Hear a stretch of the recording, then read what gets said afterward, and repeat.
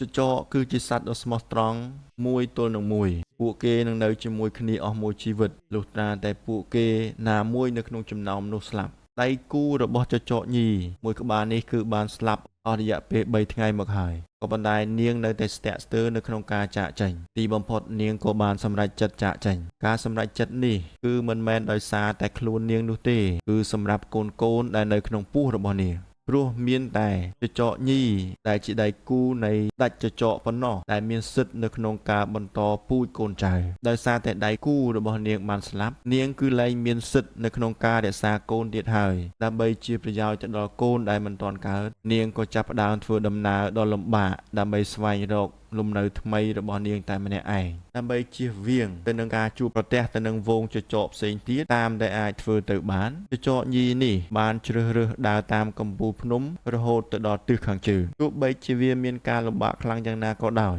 ក៏ប៉ុន្តែដើម្បីស្វែងរកនៅជម្រកថ្មីសម្រាប់កូនចចកឲ្យមកកាន់ពិភពលោកនេះដោយសុវត្ថិភាពបើទោះបីជាលំបាកហត់នឿយយ៉ាងណាក៏វាជាតម្លៃដែលចចកញីគឺមិនចេះនឿយហត់ឲ្យបានធ្វើដំណើរទៅយ៉ាងឆ្ងាយក្នុងរយៈពេលតែមិនប្រមាណថ្ងៃប៉ុណ្ណោះនាងក៏បានឆ្លងកាត់ជួរភ្នំជាច្រើនបន្ទាប់ពីចាកចេញភ្នំពពកសនាងបានចូលទៅក្នុងប្រទេសអូទ្រីសបន្ទាប់មកនាងក៏បានធ្វើដំណើរទៅទិសខាងលិចទៅកាន់តំបន់ភ្នំទីរ៉ូលប៉ុន្តែថ្ងៃកំណត់នៃការសម្រាលកូនរបស់ចចកក៏កាន់តែខិតជិតមកដល់មុនពេលទៅរកជម្រកថ្មីដែលសមរម្យនាងក៏អាចឈរបន្ធូរអារម្មណ៍បានត្រឹមតែមួយផ្លែតប៉ុណ្ណោះការធ្វើដំណើរតែម្នាក់ឯងអាចនឹងធ្វើដំណើរបានលឿនក៏ប៉ុន្តែក៏មានគុណវិបត្តិដែលមិនអាចជៀសផុតផងដែរនាងគឺត្រូវបានឃ្លាំមើលយ៉ាងជិតដិតដោយកសែភ្នែកមួយគូនៅលើមេឃចំពោះរូបរាងរបស់សត្វស្លាបដ៏ធំមួយក្បាលនេះគឺចចកញីមានការប្រុងប្រយ័ត្នយ៉ាងខ្លាំងនាងគឺនៅតែបន្តដំណើរទៅមុខទៀតក៏ប៉ុន្តែនាងក៏បានឈប់ហើយសម្លឹងមើលសត្វស្លាបយ៉ាងធំនោះដែរ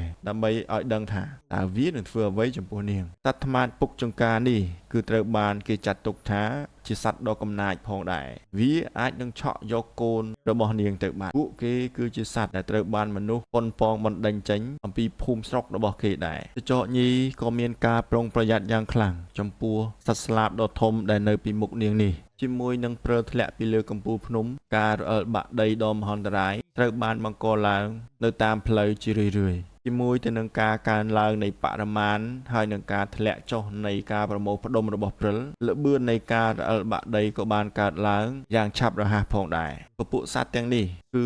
មានបទពិសោធន៍នៅក្នុងការឆ្លងកាត់ហើយនឹងការចាប់ផ្ដើមនៃការប្រណាំងទៅនឹងសេចក្តីស្លាប់ជាមួយទៅនឹងគ្រោះមហន្តរាយនេះក្នុងគ្រាដែលគ្រោះមហន្តរាយកើតឡើងភ្លាមៗមានសត្វខ្លះអាចនឹងរស់រានមានជីវិតហើយរត់គេចខ្លួនបានហើយចំណែកឯជនរងគ្រោះគឺមិនអាចនឹងរស់រានបានទេក៏ប៉ុន្តែរឿងនេះវាហាក់ដូចជាមិនបានកើតឡើងសម្រាប់ចចកញីទេបន្ទាប់មកសត្វថ្មាតពុកចង្កានោះក៏បានតាមនាងម្ដងទៀតឥឡូវនេះយើងយល់ច្បាស់ហើយគឺវាមានន័យថាសត្វថ្មាតគឺចង់ឲ្យនាងចចកទីនៅសាច់អាហារដែលវាបំរុងទុកហើយទុកឆ្អឹងឲ្យវាព្រោះឆ្អឹងគឺជាចំណង់ចំណូលចិត្តរបស់ពពួកថ្មាតពុកចង្កានេះចចកញីក៏បានរកឃើញគ្រោងឆ្អឹងមួយចំនួនដែលនៅសេសសល់សត្វថ្មាតពុកចង្កាគឺកំពុងតែរងចាំអត់ធ្មត់ចង់ឲ្យចចកញីនោះស៊ីអស់បន្ទាប់មកចចកញីក៏បានចាកចេញទីបំផុតនៅពេលដែលវាស៊ីហើយសត្វថ្មាតពុកចង្កាឥឡូវនេះបានធ្វើដំណើរត្រង់ហើយគឺវាមានន័យថាប្រសិនបើថ្មាតធំពេកឲ្យនាងចចកយកពួកនៅសាច់អាហារដែលវាបំរុងទុក